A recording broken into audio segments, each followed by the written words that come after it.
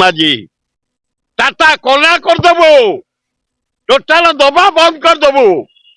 ତମେ ଯୋଉଠି ଚାକିରି କରିଛ କୁଢେଇବୁ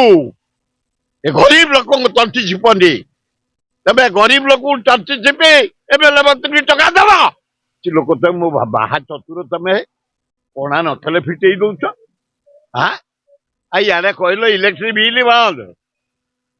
ତମକୁ ଛାଡ ହଉଛି କେତେ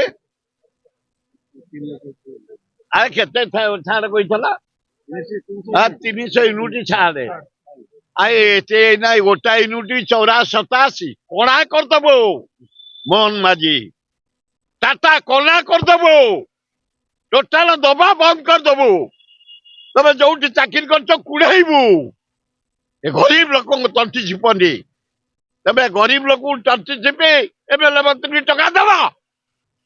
ଶସ୍ତାଗିରି ପାଇଛ ଏ ଚତୁରତା ଦେଖାଅନି ଇଲେକ୍ଟ୍ରିକ ବିଲ୍ ଜଲ୍ଦି ଉଡ୍ର କରା କଟାକୁ କହିକି ନହେଲେ ଗୋଟେ ମୁଣ୍ଡରୁ ଜନସାଧାରଣ ତାର ଜବାବ ଦେଇ ଯିବୁ ଏକଦମ ସେ ମୁଣ୍ଡ ପର୍ଯ୍ୟନ୍ତ ଗୋଟେ ଗୋଟେ ଗରିବ ଲାଗି 17,000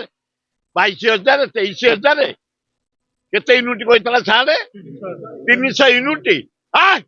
ଥୋପ ପକେଇବାକୁ ଦିଅ ପାର୍କ ସରକାର ସେକା ଆରମ୍ଭ କରିବୁ ଟାଟା ପାୱାରକୁ ଯୋଉ ଦେଇଛି ସେଇ ମୁଣ୍ଡରୁ ବାଡେଇ ତଳକୁ ଆସିବୁ ତମେ ଯେତିକି ଲୋକ ସେତିକି ରୁହ ଯେତିକି ଦଉଛ ଗରିବ ଲୋକଙ୍କୁ ଦିଅ ଗରିବ ଲୋକ ଦଉଛନ୍ତି ପ୍ରାପ୍ୟ ଦିଅ ତମେ 50 ଗୁଣ ଲୋଡ କରନି ଡକାୟତଗିରି କରନି ଡକାୟତ ଯାହା କାମ ଲାଷ୍ଟକୁ ଆମେ ଡକାୟତ ହେଇଯିବୁ ଯେତେବେଳେ ଇଲେକ୍ଟ୍ରିକ କଟିଯିବ ଗାଲୁକୁ ସେକା ଆରମ୍ଭ କରିବୁ ତେଣୁ ସେଥିରୁ କ୍ଷାନ୍ତ ହୁଅ ଆଉ ମୋହନ ମାଝି ଚତୁର ଲୋକ ତମେ ଭଦ୍ର ଲୋକଟିଏ ନିରୀହ ଲୋକଟିଏ ତୁରନ୍ତ ଯାହା ଆମର ଥିଲା ସେଇଆ କର 300 ୟୁନିଟ ବରଂ ଛାଡ କର ଭଲ ହବ ନହେଲେ 29 ତାରିଖରୁ ରାଜ୍ୟ ବ୍ୟାପୀ କଂଗ୍ରେସ ଆନ୍ଦୋଳନ କରିବ ଯେ ଗଳି କନ୍ଧରୁ